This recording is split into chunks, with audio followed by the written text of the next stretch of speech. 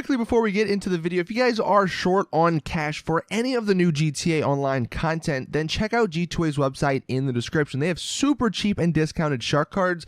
Sometimes I find mine for like 50% off, so it's a really good deal. But yeah, if you guys need some money, then definitely check out G2A's website, link below. Hey, how's it going, everyone? Saintsfan back again with another should you buy video, and today we're going to be taking a look at the Pfister Neon, the brand new 4-door electric sports car. I'll be going over the pros, the cons of it, and ultimately answering the question, should you buy and is it worth it? Now the Pfister Neon, it comes in at $1.5 million over on the Legendary Motorsport website, so it is pretty expensive. But what you get with that $1.5 million is a pretty good sports car that holds 4 people, and in my opinion, that looks amazing. So what we're going to go ahead and do is start with the cons first.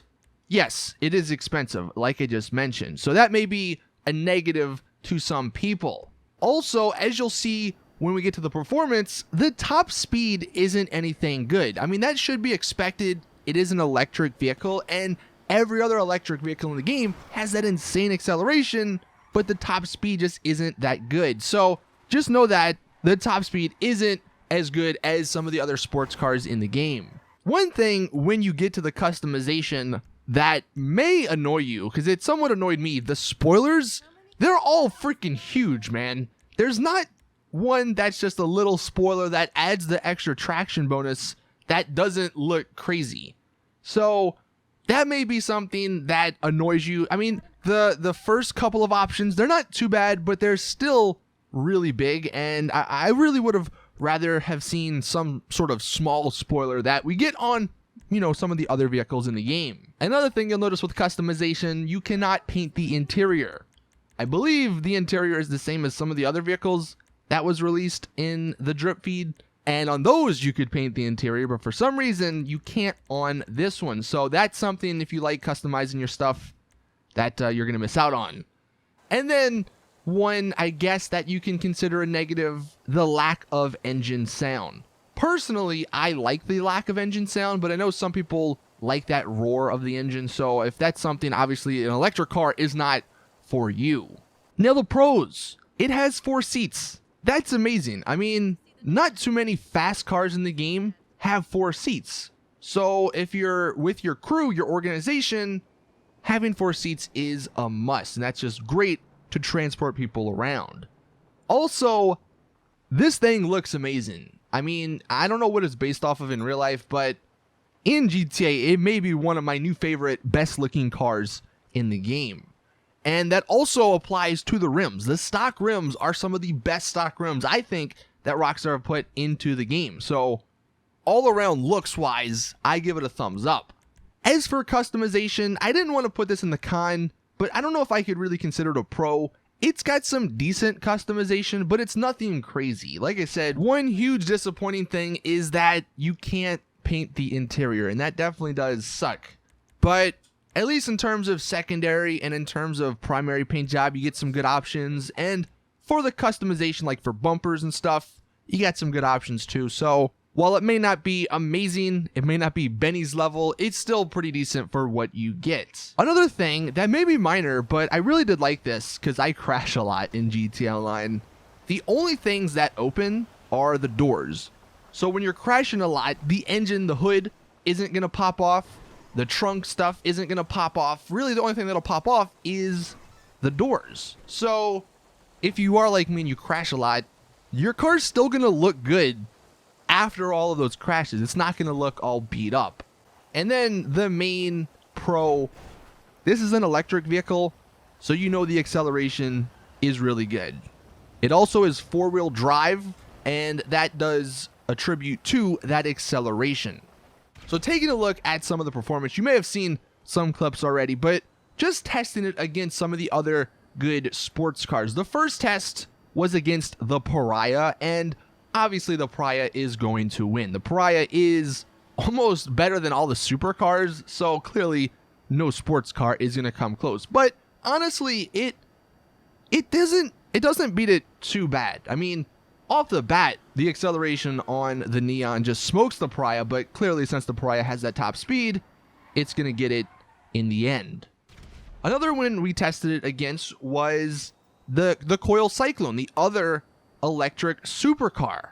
And to be expected, because it's a supercar, it does beat the Neon, but it actually doesn't beat it by that much. So if you're looking for a really fast electric car, you may actually want to go with the Neon instead of the Cyclone, just because the Neon has those 4 extra doors, and the Cyclone, compared to the Neon in terms of acceleration, have about the same. And the same can be said actually for the Raiden.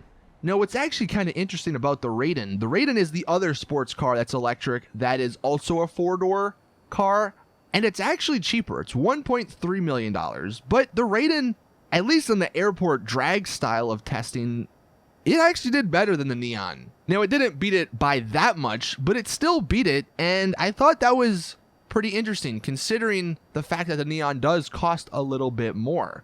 Now, I'm guessing you do pay for the looks of the Neon. I think the Neon looks much better than that Coil Raiden. I believe the Coil Raiden is like a Tesla Model S in GTA Online.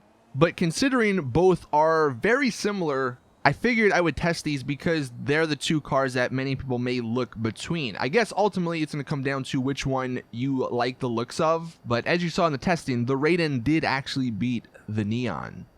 And then we did just some regular testing with some of the other cars, like the Sultan 4-door car. The Neon smokes it. I didn't realize it was that crazy or that much of a difference, but the Neon does smoke it in these tests. I mean, it's not even a competition. And we put the Armored Kuruma in some of these tests you may have seen. The Neon smokes that too.